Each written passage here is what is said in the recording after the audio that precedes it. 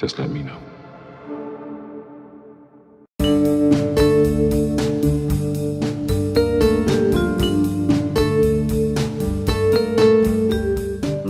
For the past couple of months, a phenomenon known as the Mandela effect has taken the internet by storm. To put it briefly, the Mandela effect refers to a conflict between the past and people's memory of the past. The term was coined by self-described paranormal consultant Fiona Broome in late 2009 and refers to a widespread misconception that former South African President Nelson Mandela died in the 1980s while he was incarcerated. In reality, Mandela was liberated in 1990, very much alive, and eventually passed away in 2013. Many thousands now firmly insist on remembering Mandela's death in prison, complete with news coverage of his funeral and a heartfelt speech by his widow. The term has since expanded to include many hundreds of similar collective fallacies, and theories as to their nature and cause are quite imaginative. Fiona Broome and many others are of the belief that these misconceptions are the result of alternate realities. In other words, they are memories from parallel universes in which history transpired exactly as you remember it, but at some point between then and now, you allegedly drifted into a parallel universe with an alternate history, and thus some of your memories misaligns with the reality you currently inhabit. Naturally, many dismiss the Mandela effect as mere misremembrance and point towards the mountains of research on the unreliability and limits of human memory. For example, the misinformation effect is when a pre-existing memory is retroactively replaced or corrupted by misinformation. Inaccurate eyewitness accounts are prime examples of this. In short, opponents of the Mandela effect posits that the human brain is capable of falsifying memories so convincingly that you may come to believe them to be true, while proponents argue that the memories are true and that it is reality itself that has been altered. Their main argument is that false memories alone cannot account for the sheer number of unrelated people misaccounting the same event or fact. How is it that thousands of individuals who's never met, spoken, or even known of each other's existence came to develop the exact same anomalous memory?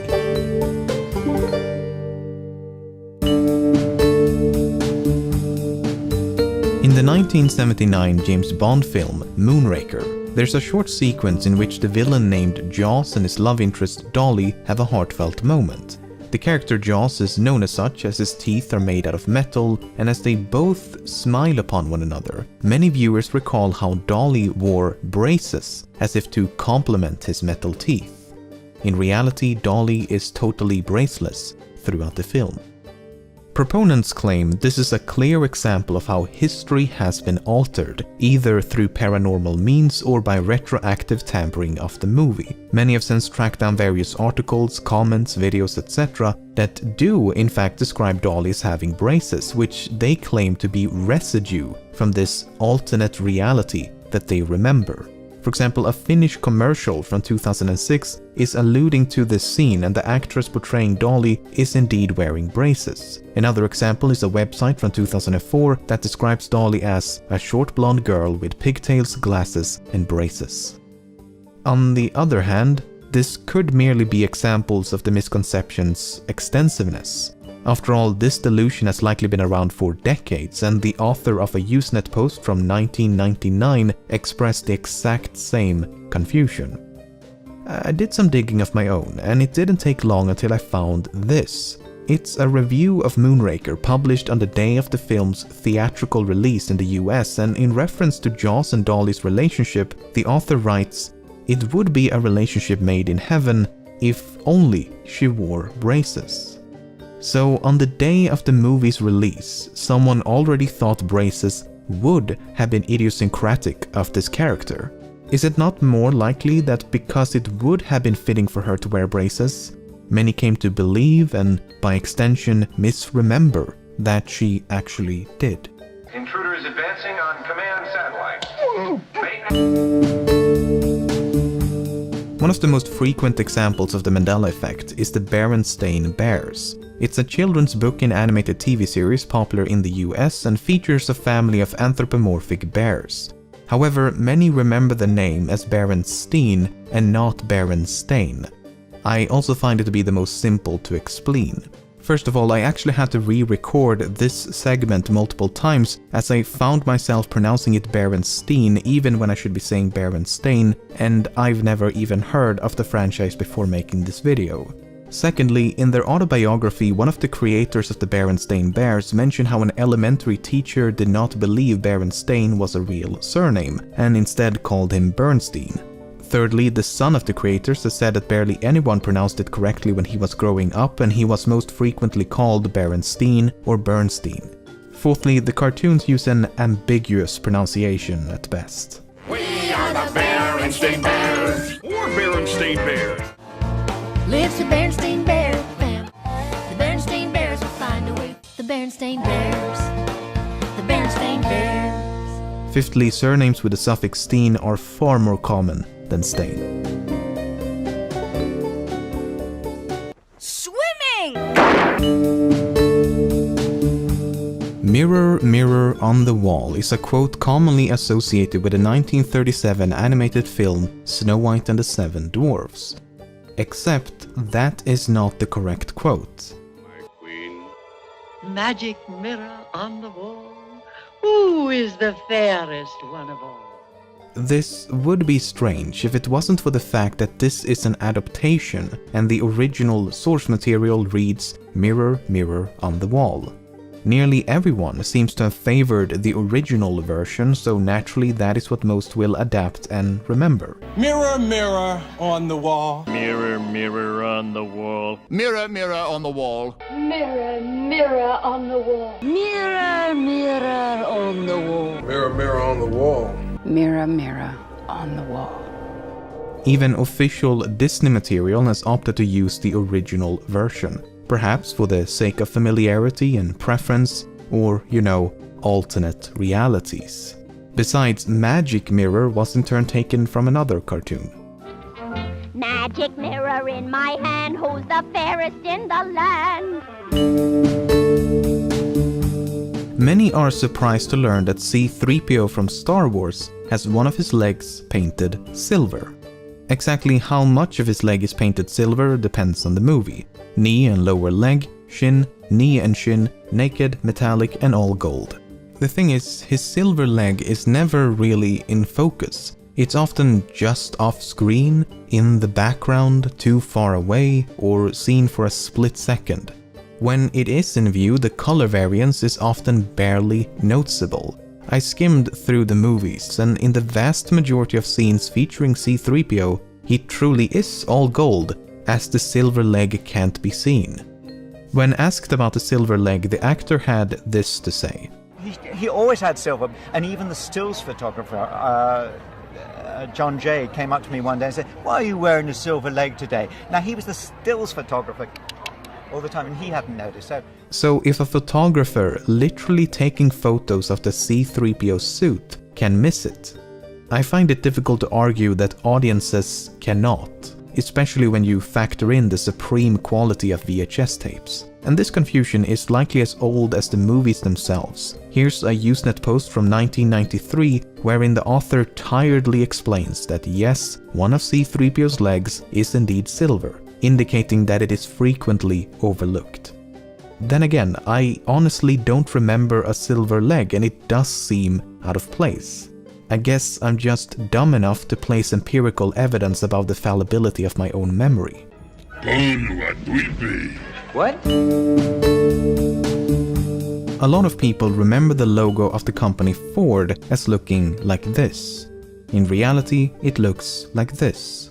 Proponents of the Mandela effect claim the loop on the F did not exist in the previous reality. To support this claim, we have spooky photographs like this one.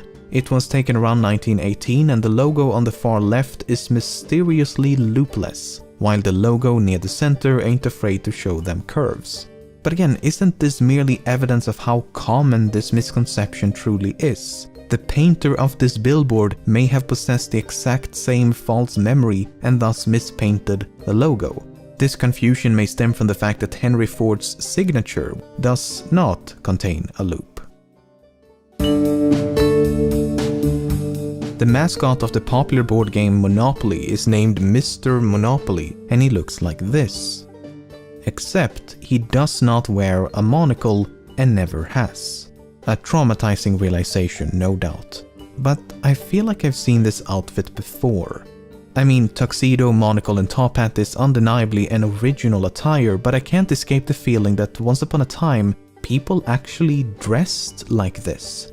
Only for an endless series of fictional characters to celebrate and reference this time period. But that's probably just a memory from an alternate reality. And you must be the Monopoly guy. This movie does not exist. Yet many claim to have seen this non-existent movie. It is supposedly titled Shazam, stars stand-up comedian Sinbad who plays a genie, and it was released in the 1990s.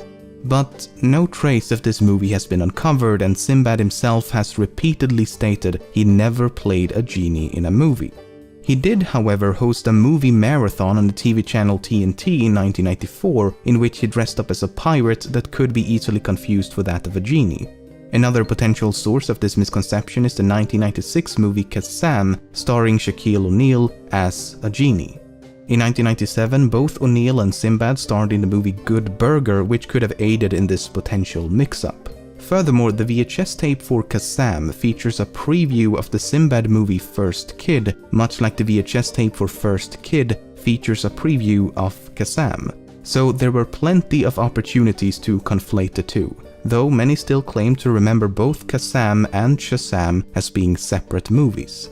Then there's the fact that Sinbad has starred in a bunch of movies and TV shows in which he wears clothes that could be confused for that of a genie. Between 1993 and 1994, he had a short-lived series called The Sinbad Show, where he dressed in a range of genie-esque outfits, and in 1996 he guest starred on a show called All That, looking like this.